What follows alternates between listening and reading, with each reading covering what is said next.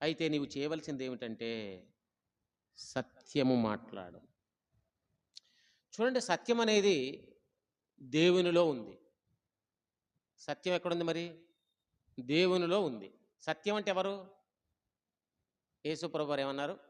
నేనే మార్గమును, సత్యమును, జీవమును. సత్యము అంటే క్రీస్తు. కృపా సత్యములు గల దేవా 34:6 నిర్గమకాండంలో దేవుని గురించి ఏం చెప్పబడింది? కృపా సత్య సంపూర్ణుడు ఆయన.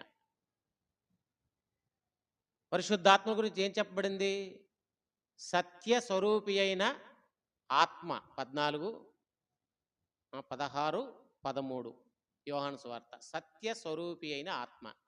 14:6 యేసుక్రీస్తు వారు చెప్పారు, నేనే సత్యమని కదా. వాక్యం ఏంటి చెప్పండి? సత్యం. నీ వాక్యమే సత్యం. 17:17 యోహాను సువార్త. తండ్రి కుమార పరిశుద్ధాత్మలో వాక్యం అంతా సత్యం. కాబట్టి దేవుడు సత్యం. మరి సాతానుడు అసత్యం. All truth is rooted in God. సమస్త సత్యము దేవునిలోనే మూలం కలిగి ఉంది. All lies are false is rooted in Satan. అంత అసత్యం అంతా, అబద్ధం అంతా సాతానులో ఉంది. ఎందుకంటే వాడు అబద్ధమాడినప్పుడు తన స్వభావమును అనుసరించి అబద్ధమాడతాడు. వాడు అబద్ధికుడును, అబద్ధికులకు తండ్రి, జనకుడు. వాడిలో సత్యము లేనే లేదు. వాడు ఒక్కరోజు కూడా సత్యం మాట్లాడు. వాడు పొద్దున్న లేచి రాత్రి వరకు అబద్ధాలతోనే బతుకుతాడు. వాడి బ్రతికే అబద్ధ బతుకు, అబద్ధ మాటలు, అబద్ధ బ్రతుకు, అబద్ధపు చేష్టలు. ఇతరులను కూడా అసత్యంలోనికి నడిపిస్తాడు, సత్యంలోకి నడిపించడు. అదే సాతానుడు. సాతానుల్లో సత్యం లేదు, దేవునిలో అసత్యం లేదు.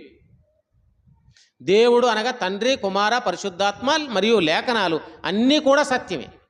అంతేకాదు సంఘం కూడా సత్యమునకు స్తంభము, ఆధారమై ఉంది. 1 తిమోతి 3:15. సంఘములో కూడా ఏముండాలి? సత్యము చెప్పబడని, సత్యము మాట్లాడని, సత్యమును ప్రేమించని, సత్యవంతుడైన క్రీస్తును కేంద్ర స్థానములో లేని, సత్యమై ఉన్న వాక్యానికి ప్రాధాన్యత ఇవ్వని సంఘాలన్నీ కూడా మళ్ళీ సాతాను యొక్క భ్రమలో పడి ఉన్నాయని గమనించాలి. సంఘము సత్యమునకు స్తంభమై ఉంది. సత్యాన్ని నిలబెట్టేది సంఘమే.